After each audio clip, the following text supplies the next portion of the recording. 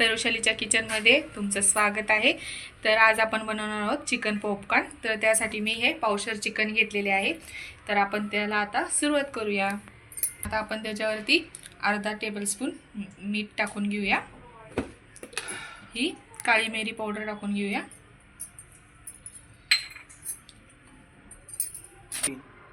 आता आपण त्यावर अद्रक लसूण पेस्ट टाकून घेऊया। आता आपण हा पेरी पेरी मसाला आणलेला आहे, आपण त्यामध्ये टाकून घेऊया। टेबलस्पून टाकला आहे। आता आपण ह्याला चांगलं हाताने असं कोट करून घेऊया। आता बघा आपण हे चांगला मसाला चोळून घेतले आहे। आपण हे 15 मिनिटं मॅरिनेशन साठी आता ठेवून देऊ। बघा आता आपला असा अर्धा तास झालेला आहे। आता मी हे मैदा घेतलेला आहे, आपण त्याच्यामध्ये थोडंसं मीठ टाकून घेऊया। आता आपण ते चांगलं असं मिक्स करून घेऊया मीठ। तर बघा मी आता हे असं बर्फाचं पण पाणी घेतलेले आहे।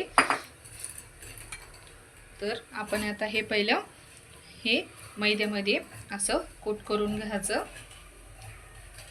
छान।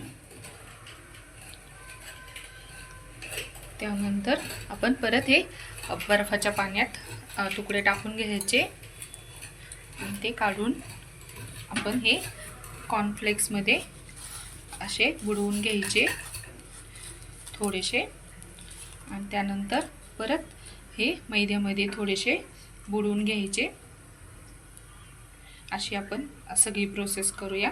आता आपण हे केलेले थोडासा मैदा असा झटकून घ्यायचा त्याचा आणि हे तेलामध्ये सोडून द्यायचे।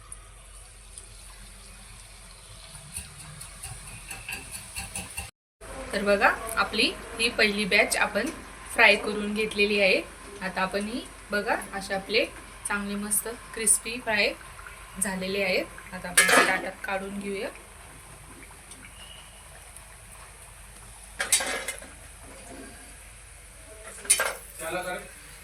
बघा आपले असे चिकन पॉपकॉर्न तयार झालेले आहे, असे ज्यूसी एकदम। बघा आतमधून पण एकदम व्यवस्थित शिजले आहे, एकदम ज्यूसी असे तयार झालेले आहेत। तर हा पेरी पेरी मसाला आहे, तर त्याच्यावर टाकायचा आणि सॉस सोबत आपण हा खाऊ शकतो। बघा तर तुम्हाला माझी रेसिपी आवडली असेल तर लाईक करा, शेअर करा आणि सबस्क्राईब करा।